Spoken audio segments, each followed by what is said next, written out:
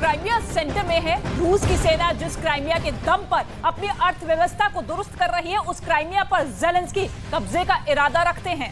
और एक बार फिर से ज़ेलेंस्की ने साफ कर दिया कि क्राइमिया पर जीत हासिल कर ही रूस को जीता जा सकता है।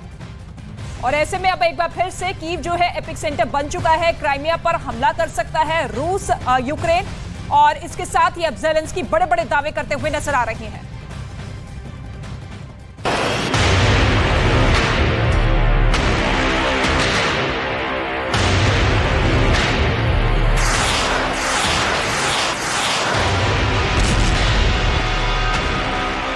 जिस क्राइमिया पर रूस की सेना का कब्जा है,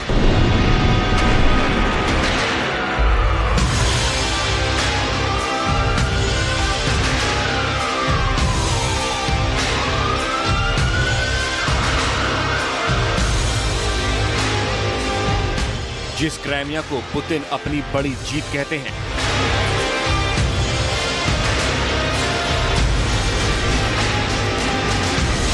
जिस क्राइमिया से रूस की अर्थव्यवस्था को बड़ा फायदा मिलता है, उस क्राइमिया को रूस से छीनने के लिए ज़ेलेंस्की हुंकार भरने वाले हैं। क्राइमिया पर चढ़ाई के लिए ज़ेलेंस्की ने एक बड़ा प्लान तैयार किया है।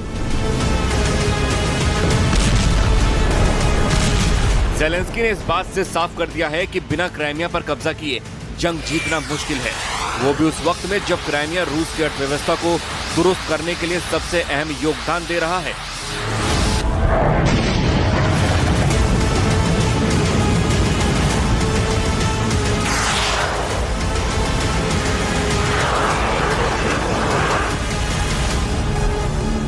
रूस से क्राइमिया को छीनने का इरादा लिए ज़ेलेंस्की ने एक सलाहकार परिषद का भी गठन किया है।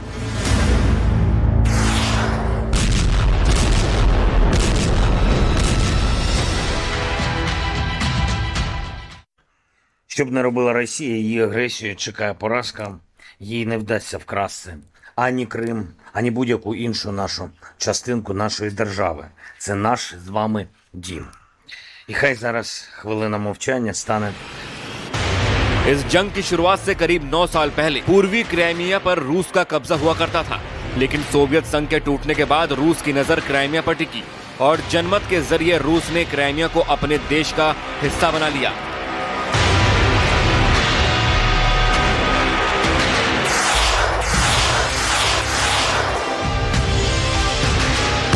क्राइमिया को रूस के साथ मिलाने के पीछे बड़ी वजह थी ब्लैक सागर पर वर्चस्व कायम करना, व्यापार को बढ़ावा देना, अर्थव्यवस्था को मजबूत करना। लेकिन अब ज़ेलेंस्की दावा कर रहे हैं कि क्राइमिया को वापस लिए बिना न्याय बहाल करना असंभव है। Що прийде час, коли ми всі разом зможемо 18 травня зустрітись у впевненості, що у нашому Криму, у його квітучих садах, гостинних домах є. ज़ेलेंस्की की सेना हर दिन घातक हो रही है। रूस के उन इलाकों पर सेना चढ़ाई करने की कोशिश कर रही है जिन पर जंग की शुरुआत में रूस की सेना ने कब्जा कर लिया था। नेटो देशों से मिल रहे हथियार इस वक्त ज़ेलेंस्की के लिए कवच बने हुए हैं। पैट्रियट के बाद अब अमेरिका की तरफ से यूक्रेन को जल्द सबसे ताकतवर F-16 फाइटर जेट्स आने के भी संकेत मिलने लगे हैं, जो ज़ेलेंस्की को जंग के मैदान में बहुत मजबूती देगा। F-16 को अब तक का सबसे कामयाब फाइटर जेट माना जा रहा है। F-16 2400 किलोमीटर प्रति घंटे की रफ्तार से उड़ान भरता है। इस फाइटर प्लेन को 9 मिसाइलों और अन्य हथियारों से लैस किया जा सकता है। इसमें 20 mm वाली रोटरी कैनन को भी लगाया जा सकता है। F-16 में हवा से जमीन पर मार करने वाली मिसाइल फिट है। एंटीशिप मिसाइलों से भी इसे लैस किया जा सकता है। F-16 1 मिनट में करीब 50,000 फीट की ऊंचाई पर पहुंच सकता है। F-16 की रेंज करीब 4,220 किलोमीटर है। F-16 को यूक्रेन भेजने की कई बार नेटो देश मांग कर चुके हैं। पश्चिमी मीडिया के हवाले से खबर है कि बाइडेन प्रशासन ने पिछले कुछ हफ्तों में यूरोपीय सहयोगियों को संकेत दिए हैं कि अमेरिका यूक्रेन को F-16 फाइटर जेट्स भेज सकता है। क्राइमिया पर पुनः कब्जा का इरादा लिए ज़ेलेंस्की को F-16 मिलना जाहिर तौर पर उन्हें क्राइमिया पर चढ़ाई के लिए अब तक का सबसे मजबूत हथियार मिलने जैसा है।